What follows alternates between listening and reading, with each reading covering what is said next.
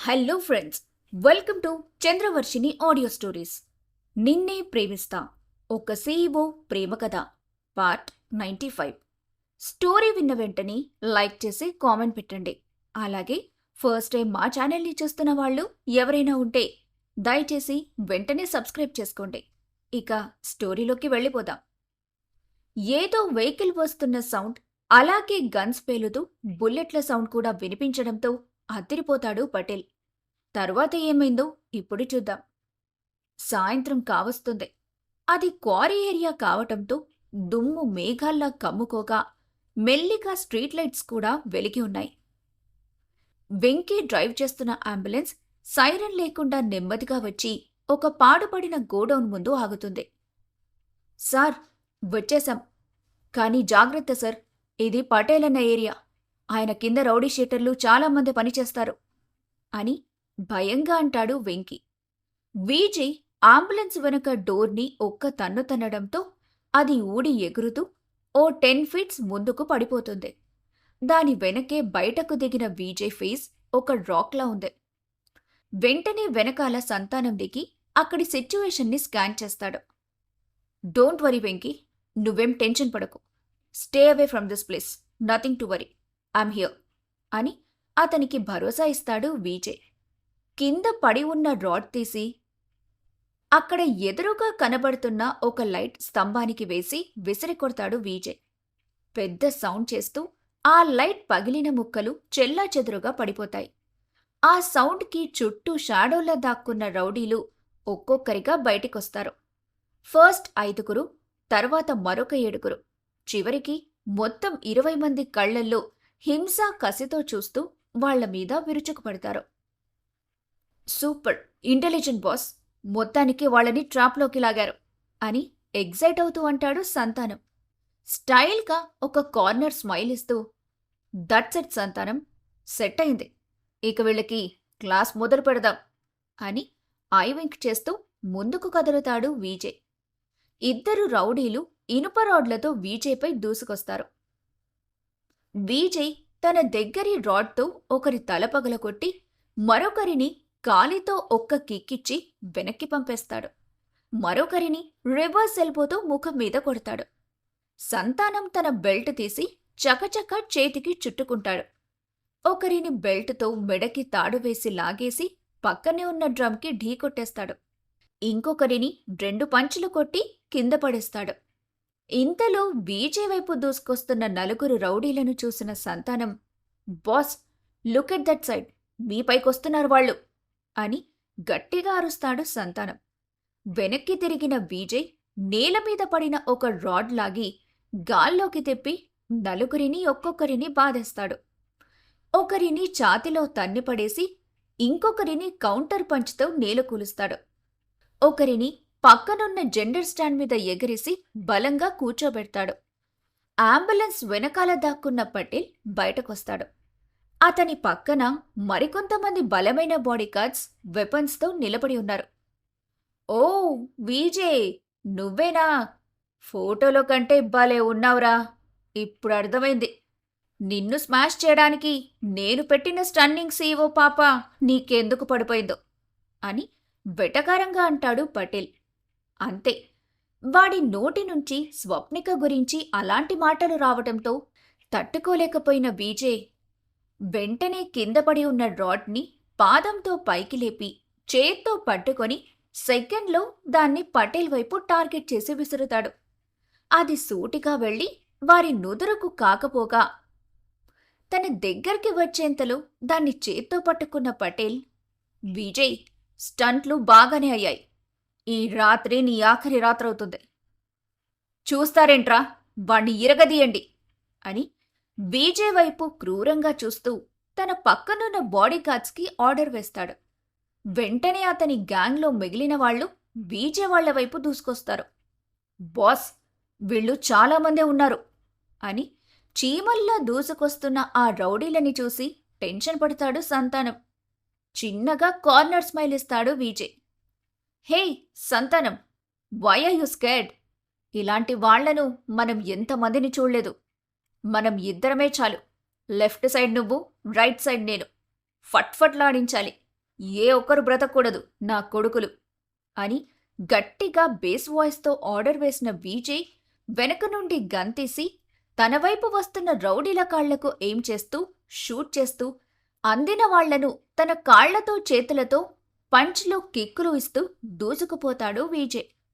పటేల్ నెమ్మదిగా ముందుకడిగేస్తాడు. చేతిలో కత్తి, కళ్లల్లో హింస, నోట్లో చెదిరిన సిగరెట్ తుక్కు. రౌడీలు చుట్టూ కుప్పలుగా పడిపోతుంటే గోడౌన్ లైట్ ఒక్కసారిగా మెరుస్తుంది. విజయ్, నువ్వు హీరో అనుకున్నావా? నేనెవరో చూపిస్తాను అని వంకరగా నవ్వుతూ అంటాడు పటేల్. పటేల్ ఒక్కసారిగా కత్తితో దూసుకొస్తాడు. విజయ్ పక్కకు తప్పించుకొని అతని చెయ్యి మణికట్టుపై బలంగా కొడతాడు. కత్తి గాల్లోకెగిరి పక్కనే కింద పడుతుంది. పటేల్ ఆగకుండా వచ్చి విజయ్ ఛాతి మీద తన తలతో కొడతాడు. విజయ్ వెనక్కి తొలుతాడు. పటేల్ వెంటనే విజయ్పై పిడిగుద్దులు కురిపిస్తాడు. ఒకటి ముఖం మీద, 2 పొట్టపై. విజయ్ నోటి నుండి పెదవంచున ఓ మూల నుంచి రక్తం కారుతుంది. విజయ్ పటేల్ మోకాలిపై తన్నగా కింద పడ్డవాణ్ణి తల పట్టుకొని పక్కన గోడకేసి కొడతాడు. కింద పడ్డ పటేల్ పక్కనే ఉన్న కత్తితో విజయ్ పైకి దాడి చేయక అది అతని చేతికి గాయం చేస్తుంది. అయినా వెనక్కి తగ్గని విజయ్, ఇది నీకు గ్యాంగ్ లీడర్షిప్ కదా? నువ్వు నాశనం చేస్తున్న జనం కోసం ఇదే నీకు పనిష్మెంట్ అని కోపంతో గర్జిస్తూ చివరిగా పటేల్కి ఒక బలమైన పంచేస్తాడు. వాడు రక్తం కక్కుకొని కింద పడిపోతాడు. విజయ్ వాడి కాలర్ పట్టుకొని లేపుతాడు. అతని ముఖం మొత్తం రక్తసిక్తమై 2 ఊడిపోయిన పళ్లతో సగం మూసుకుపోయిన కళ్లతో చూస్తుంటాడు. ఒక అమ్మాయిని బ్లాక్మెయిల్ చేస్తూ నన్ను స్మాష్ చేయాలనుకోవడం కాదురా మగతనమంటే. ఇలా ఎదురొచ్చి నాతో పెట్టుకో. ఇప్పుడు నువ్వు దొరికావుగా, ఎక్కడికి పారిపోతావో చూద్దాం. నిన్ను, నీ వెనకున్న ఆ ఫ్యాక్స్ గాణ్ణి, ఆ స్ట్రే డాగ్ డానియల్ గాణ్ణి అందరినీ బయటికి తీసుకొస్తా అని బలంగా పంచ్ విసిరబోతాడు విజయ్. ఇంతలో పటేల్ బాడీగార్డ్ వాడి ఎస్యూవీ కార్ ఫాస్ట్గా వాళ్ల వైపు తీసుకొచ్చి గట్టిగా బ్రేక్ కొడతాడు. డోర్ ఓపెన్ అవ్వగానే లోపలి నుంచి మరికొంతమంది రౌడీలు దూసుకొస్తారు. బాస్, కేర్ఫుల్ అని అరుస్తున్న సంతానం కేక గాల్లో వినపడగా విజయ్ ఒకరిని కిక్కొట్టి పడేస్తాడు. మరొకరిని రాడ్తో కొడతాడు. కానీ ఆ గందరగోళంలో పటేల్ కింద నుంచి ఒక ఇనుప రాడ్ తీసుకొని విజయ్ పైకి విసురుతాడు. ఆ రాడ్ స్ట్రెయిట్గా వెళ్లి విజయ్ భుజానికి తాకడంతో అతను వెనక్కి తోలుతాడు. పటేల్ ఆ అవకాశం వదలకుండా రక్తం కారుతున్న ముఖంతో తూలుతూ ఎస్యూవీ వెనక సీట్లోకి ఎగిరిపడతాడు. సార్, సీట్ బెల్ట్ పెట్టుకోండి అని ఎస్యూవీని గట్టిగా వీల్ స్పిన్ చేస్తూ పొగలు వదులుతూ అక్కడ్నుంచి దూసుకుపోతుంది. రక్తంతో తడిచిన విజయ్ ఆ ఎస్యూవీ వెళ్లిపోతున్న వైపు దూసుకెళ్లిపోతాడు. కాని సంతానం అతన్ని పట్టి ఆపేస్తూ, బాస్ ప్లీజ్ స్టాప్, ఆ పటేల్ గాడికి దెబ్బలు బాగా తాకాయి. ఇక్కడే ఎక్కడో దాక్కొని తప్పించుకుంటాడు. మనం తర్వాత ట్రేస్ అవుట్ చేయొచ్చు అని అరుస్తూ ఉంటాడు. వెంటనే కోపంతో గోడకి బలంగా పంచేస్తూ, పటేల్, ఈసారి తప్పించుకున్నావు. కాని నువ్వు చచ్చే రోజు దగ్గర్లోనే ఉంది. అది నా చేతుల్లోనే అని పళ్ళు బిగబట్టి అంటాడు. విజయ్ ఇంకా సంతానం ఎక్కిన అంబులెన్స్ సిటీ వైపు వేగంగా దూసుకొస్తూ ఉంటుంది. సంతానం వెంకీ పక్కన కూర్చోగా కొంచెం గాయాలు ఎక్కువగా తాకిన విజయ్ వెనక కూర్చొని ఉంటాడు. Sir, left side first aid box ఉంటుంది. మీకు దెబ్బలు బాగా తగిలాయి అని అంటాడు సంతానం. తనకు కొద్ది కొద్దిగా తాకిన గాయాలను యాంటీసెప్టిక్ లోషన్తో తుడుచుకుంటూ ఉన్నాడు. No Venky, it's okay, I'm all right. Santhanam, మన ఆఫీస్కి పోని. అక్కడికి దగ్గరలో ఉన్న డాక్టర్కి ఫోన్ చేసి 1 గంటలో రమ్మను అని కళ్ళు మూసుకొని అంటాడు విజయ్. అదేంటి బాస్, ఇంటికి వెళ్ళొచ్చుగా అని కంగారుగా అంటాడు సంతానం. తనకు తగిలిన దెబ్బలకు బాడీ పెయిన్స్ని పంటిబిగువున ఓదార్చుకుంటున్న విజయ్, నో సంతానం, ఈ మధ్య నేనిలా దెబ్బలతో ఇంటికి వెళ్లడం రెండోసారి. మొదలే ఆ పటేల్, యామే వాళ్ల గురించి మీ వదినమ్మ ఆలోచిస్తూ చాలా టెన్షన్ పడుతుంది. ఇక నన్ను మళ్లీ ఈ గాయాలతో చూస్తే తట్టుకోలేదు అని మెల్లిగా అంటాడు విజయ్. గాలి మెల్లిగా వీస్తుంటుంది. ఆకాశంలో చందమామ కోసం మినుకు మినుకుమని మెరుస్తున్న చుక్కల మెరుపులతో చూడ్డానికి అందంగా ఉంది. విజయ్ అంబులెన్స్ సీట్లో వాలిపోయి ఉంటాడు. ఇంతలో అతని ఫోన్ రింగ్ అవుతుంది. తన ఫోన్ స్క్రీన్పై స్వీట్ హార్ట్ అనే పేరు చూడగానే రక్తం పేరుకుపోయి గడ్డకట్టిన విజయ్ పెదవులపై చిన్న నవ్వు మెరుస్తుంది. స్వప్నిక. ఆ పేరు అతని నొప్పిని మాయం చేసే ఒక మ్యాజిక్. ఒక చిన్న మ్యాగ్నెటిక్ చిరునవ్వు పెదవులపై అలా విరిసి మాయమవుతుంది. Hello my dear sweetheart, what happened? నువ్వేదో టెన్షన్ పడుతున్నట్టున్నావు అని మెల్లిగా అంటాడు. అటువైపు నుంచి స్వప్నిక ఆశ్చర్యపోతుంది. Vijay, how do you know అని అడుగుతుంది. ఇటువైపు చిన్నగా నవ్విన Vijay, you know, every time you speak in my ears, your voice touches my heart. నీ ఊపిరి కదలికల్లో ఉన్న భయం వింటున్నారు అని విస్పర్ చేస్తాడు విజయ్.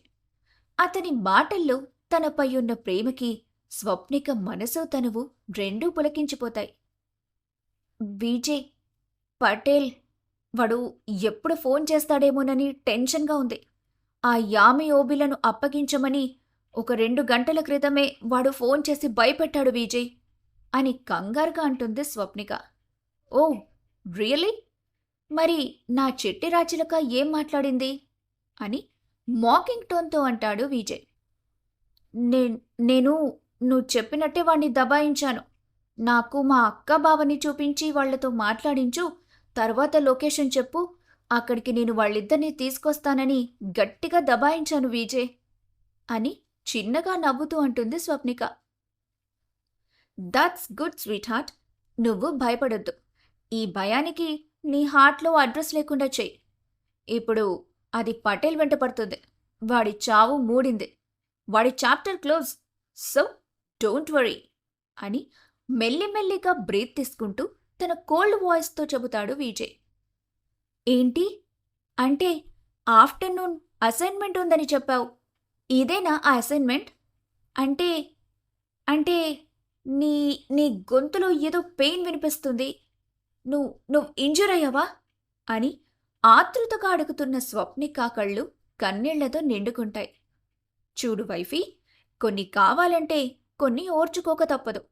అసైన్మెంట్ అన్న తర్వాత గాయాలవటం, రక్తాలు కారటం లాంటివి కామన్. కానీ నిన్ను భయపెట్టేవాడు ఇక పుట్టకూడదు. నువ్వు నా ప్రాణం. నీకు ఎదురయ్యే ప్రతి బాధను నేను ముందుండి భరిస్తాను. నీ పెదవుల మీద నవ్వే నాకు కావాలి. నీ మనసు, నీ మైండ్ నా గురించే ఆలోచించాలి. యు ఆర్ మైన్ అని మెల్లగా కళ్ళు మూసి మళ్లీ తెరిచి ప్రేమగా చెబుతాడు విజయ్. వెంటనే కొద్దిసేపు నిశ్శబ్దం. అంబులెన్స్ గ్లాసెస్ నుండి బయటకు కదులుతున్న లైట్స్ని గమనిస్తుంటాడు విజయ్. అడవి గుండా వెళ్తున్న అంబులెన్స్ విండో డోర్స్ నుండి అడవి పూల కమ్మని అరోమా అతని ముక్కుపుటాలకు తాకుతూ ఉంటే తనతో మాట్లాడుతున్న స్వప్నిక మాటల్ని వింటూ ఆమె ప్రెజెన్స్ని ఫీల్ అవుతూ ఆస్వాదిస్తుంటాడు విజయ్. అది సరే, ఒకటి చెప్పు, కావ్య ఇంటికి వెళ్ళావా అని చాలా ప్రేమగా అడిగాడు విజయ్. నువ్వే చెప్పావుగా, నాన్న, అక్క, బావ ఇంట్లో ఉన్నప్పుడు నేను బయటికి వెళ్ళడం ఎందుకని? దానికి ఫోన్ చేసి రేపు వస్తానని చెప్పాను. ఈరోజు వెళ్ళను అని అంటుంది. నాకు తెలుసు స్వీట్ హార్ట్. నా నోటి నుండి వచ్చిన మాట నువ్వు ఎట్టి పరిస్థితుల్లోనూ కేర్లెస్ చేయవని నాకు బాగా తెలుసు. నువ్వు రేపు వెళ్తానని అన్నావంటే నువ్వు నా మాటకు ఇచ్చిన వాల్యూ తెలుస్తుంది అని మధురంగా నవ్వి కవితల్లా మాటలు జారుస్తాడు విజయ్. ఆ మాటలు విన్న స్వప్నిక గుండెల్లో తడబాటు, ఏదో తెలియని గిల్టీనెస్. లాస్యకు భయపడి విజయ్ లైఫ్ నాశనం కావద్దని తను తీసుకునే నిర్ణయం కరెక్ట్ కాదని స్వప్నిక మనసు పదే పదే చెబుతుంది. దాంతో ఆమెకు ఏసీ గదిలో కూడా చెమటలు మొదలయ్యాయి.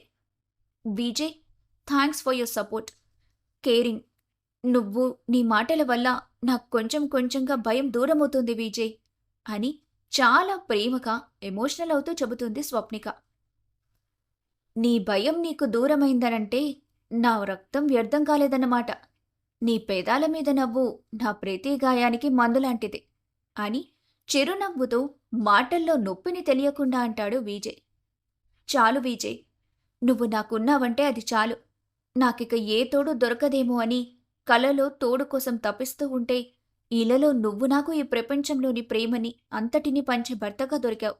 నా ఫ్యామిలీని లైఫ్‌లో ఇక కలవలేనని అనుకుంటే, వాళ్ళని నా దగ్గర చేర్చి దాన్ని నిజం చేశావు. ఇంతకంటే నాకింక ఏం కావాలి? Vijay, I I love you. నిజం చెప్పనా విజయ్? నీ ముందు ఈ 3 వర్డ్స్ కూడా తక్కువే. నిన్ను నేను ఎంతగా ప్రేమిస్తున్నానో, ఆ ప్రేమ ముందు ఈ 8 లెటర్స్ చాలా తక్కువ అని విజయ్‌కి చెబుతూ చిన్నగా ఫోన్ స్క్రీన్‌పై సౌండొచ్చేలా కిస్ చేస్తుంది స్వప్నిక. ఒక్కసారి షాకవుతాడు విజయ్. స్వప్నిక ఫోన్లో తనను కిస్ చేయడమనేది అతనికి మొదటి అనుభవం. ఆమె లేత పెదవులు నిజంగా తన చెంపలకు తాకినట్టుగా ఫీలవుతూ ఆ అన్న ముద్దు సౌండ్ని అతని చెవుల్లో మాటిమాటికి రీసౌండ్ అవుతుంది.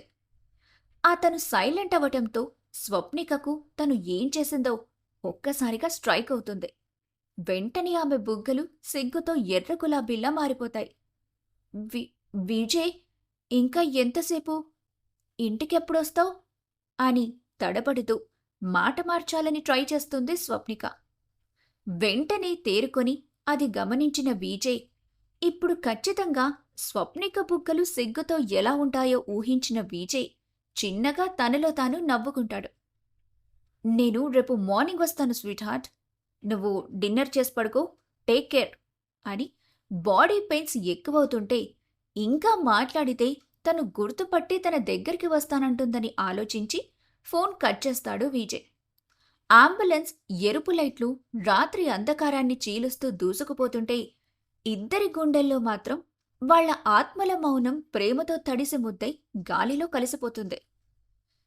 ఇక్కడ ఇంట్లో స్వప్నిక ఇప్పటి వరకు తనకు విజయ్కు మధ్యలో జరిగిన కాన్వర్సేషన్ని గుర్తు తెచ్చుకొని కొద్దిసేపు ఆలోచిస్తుంది.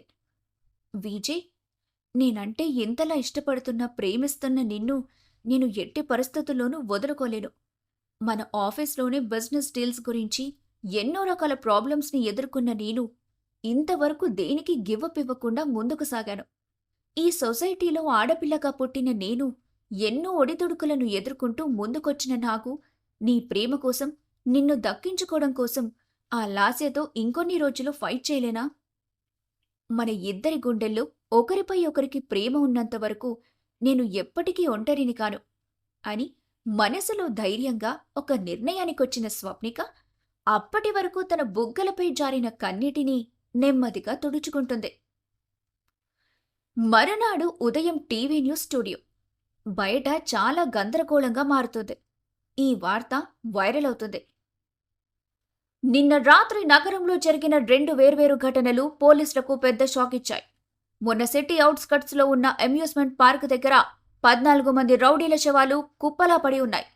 రెండో ఘటన నిన్న మరోవైపు ఉన్న ఓ పాత క్వారీలో 15 మంది గ్యాంగ్ సభ్యులు చనిపోయినట్టు పోలీసులు గుర్తించారు. అందరి శరీరాల మీద కత్తిపోట్లు, డ్రాట్ దెబ్బలు, బుల్లెట్ గాయాలు కనిపిస్తున్నాయి. ఈ హత్యల వెనుక పెద్ద మాఫియా ఫైట్ ఉందా, లేక కొత్తగా ఎవరో శత్రువులు రంగప్రవేశం చేశారా అనేది మిస్టరీగా మారింది అని గట్టిగా గొంతు చించుకొని సీరియస్ టోన్తో చెబుతుంది న్యూస్ రీడర్. టీవీలో అమ్యూజ్మెంట్ పార్క్ పక్కన రక్తంతో కప్పబడి ఉన్న శవాలు, పోలీస్ వ్యాన్లు, ఫోరెన్సిక్ టీం లైట్లు మెరుస్తున్న దృశ్యం, క్వారీ దగ్గర గుంతలో పడిపోయిన రౌడీల బాడీలు, జర్నలిస్టులు మైకులు పెట్టి పోలీసులను అడుగుతున్న సీన్లు ఒకదాని తర్వాత ఒకటి మార్చి మార్చి చూపిస్తున్నారు. విజయ్ తన ఆఫీస్లో సీరియస్గా టీవీ చూస్తూ కూర్చుంటాడు.